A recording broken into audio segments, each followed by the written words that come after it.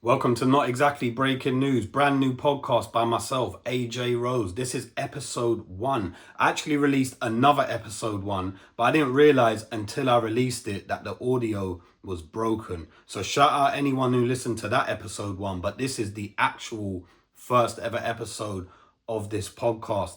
In the first section, we're going to go through the best light-hearted news stories. Nothing too serious, nothing too heavy, just the best stories you might have missed that still feel relevant. After that, we're going to get into quick takes, a few quick one-liners about the stories I just discussed. And to round it all off, we're going to go through your audience dilemmas. What's been bothering you? What are your pet peeves? What are your daily annoyances? I'm going to go through the very best ones in the second half of the podcast. And we're going to get through all of that in about 10 to 15 minutes. So let's get into it. Actually, before we get into it, if you're watching on YouTube, please like and subscribe. If you're listening on a podcast platform, please give the podcast a 5-star review. The first story that caught my eye this week is this one. Sainsbury's agrees to sell Argos for 120 million 10 years after originally buying it for 1.3 billion. Two things came to mind when I saw this. The first one, shout out Argos. Argos is a cultural staple. I know a lot of people have got memories of circling things they want in the Argos catalogue when they were younger. You might circle like 5 or 10 grand worth of random stuff because you have no concept of money. Most of that stuff was never going to be bought for you. But the fun was going through the catalogue and just looking at random stuff and putting a little ring around the stuff you might want. Argos, cultural staple. What I find sad is how Argos went from being the go-to place to buy stuff, and then a few years passed and it became a doorstop. The Argos catalogue went from being something you read almost every week or month to something that keeps the kitchen door open. And then a few more years passed, and now Argos, for a lot of people, is basically a shop you walk past quite regularly and pay no attention to. So Argos has had a bit of a decline, but the streets won't forget the impact Argos once had. The second thing that caught my eye was this. Sainsbury's basically traded in Argos at CEX for 10 cents on the dollar. They sold it for less than a tenth of the original price they paid to acquire the company. Madness. Whoever sold Argos back in the day, that might go down as one of the greatest sales in recent British history.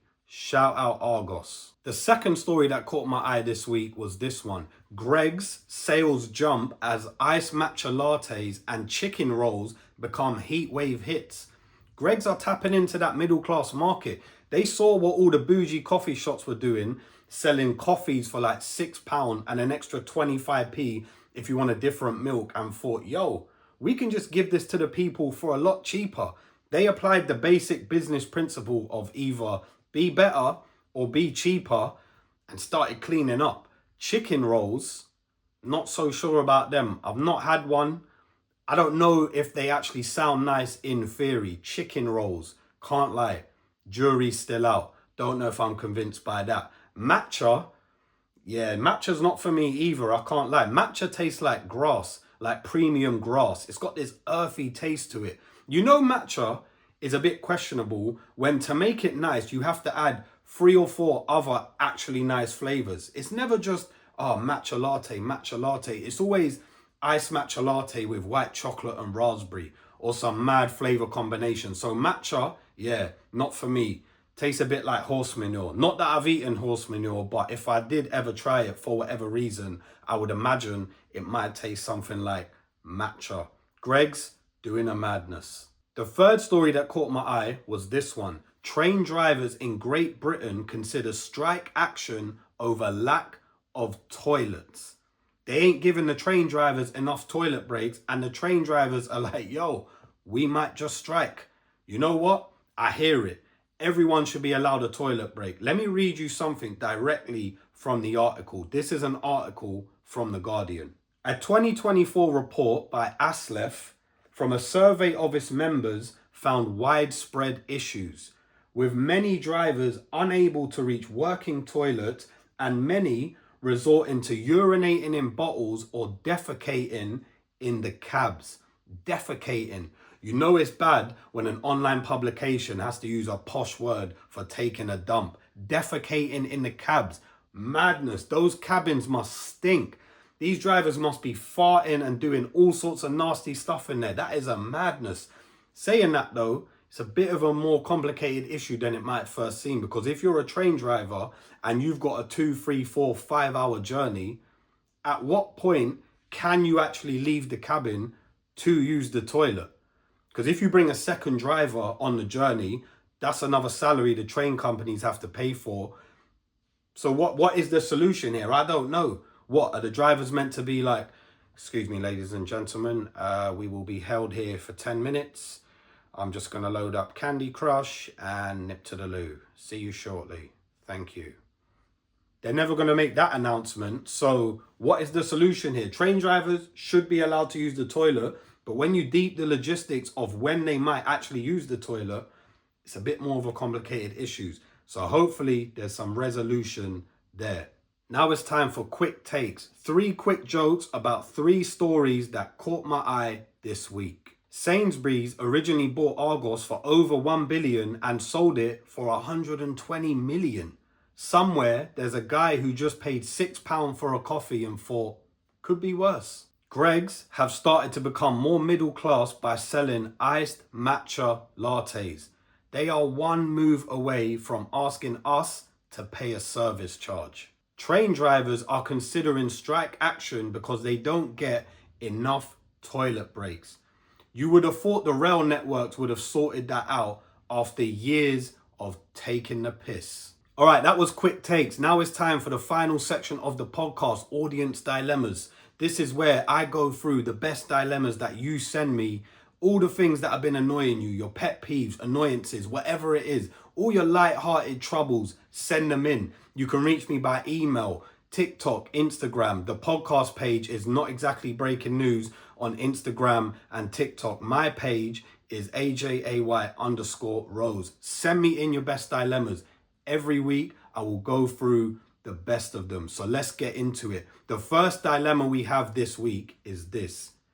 Why do people clap at the end of a movie in the cinema? I have some mixed thoughts on this because I kind of get why people do it, but also at the same time, I do think it's a little bit pointless. Because I think it's pointless because that feedback is not going to be sent to the director or the people who worked on that movie. Hello, is that Christopher Nolan? Yeah, it's Steve here from View Crawley. Yeah, we just did a screening of The Odyssey in Scream 4 and about 22 people clapped at the end. Yeah, no, I just thought you'd appreciate the update. Oh, what, you're buzzing? Oh, wicked. Oh, cheers, Chris. All right, well, you have a good day and yeah, we'll chat soon. All right, Chris, ta-ra. That phone call's never going to happen. So when people are clapping, the feedback that they're giving to the screen is not going to be fed back to the people who made the movie. Having said that, I think the reason people do it is because it enhances their experience. If you clap at the end of a film, it's like you're cementing that this film was excellent and this memory is also excellent. It's like, oh yeah, I had a great film. We all clapped at the end and it becomes further etched into your brain as a nice little day out. So me personally, I'm not mad when people do it. Would I take part in it? Not so sure, but I kind of get why people might do it. The second dilemma this week is this. It's also cinema related, but I think it's a good one. Is 3 hours too long of a runtime for a movie at the cinema? No, it's not too long of a runtime. Having said that, if you go to the cinema knowing that it's a long film, come prepared. Be strategic, be tactical. Don't drink all your Tango Ice Blast in the first hour because it increases the chances of you needing to go to the toilet. If you buy salt popcorn and you eat all of that really quickly, you're going to get thirsty. If you get thirsty, you're going to drink more. If you drink more, you might need the toilet. I need a toilet break, but I don't want to miss the film. That's the dilemma that people go through of like, what am I meant to do here? Well, be strategic. Maybe bring some sweets and chocolate for a little sugar rush halfway through. Little mid-film boost. So no, I don't think 3 hours is too long. Some films in general are just too long, but is 3 hours as a concept too long for a movie? No, it's not too long. But if you're watching it in the cinema, come prepared. If you're watching it at home, then yeah, do whatever in it. You can just pause the film as much as you like. But if you're going to Odeon, View, IMAX, Everyman, whatever one it is, you gotta have a plan in place. All right, we did it. Episode 1 of Not Exactly Breaking News in the bag. Hopefully this episode 1, there's no errors. The first episode 1, few errors, can't lie, couple errors. I'm hoping this one is all good. If you're listening on YouTube, please like and subscribe. If you're listening on the podcast platforms like Spotify, Apple, all the other ones, please give the podcast a 5-star review. Send me your audience dilemmas, emails, social media, carrier pigeon. Send them in and I'll go through the very best ones right here every week. This will be a weekly show, by the way. We will be doing this weekly. So I'll see you here hopefully next week. I appreciate everyone for listening. It means a lot. Thank you. Big up all of you lot. Have a good week. And I'll see you here next week in a bit.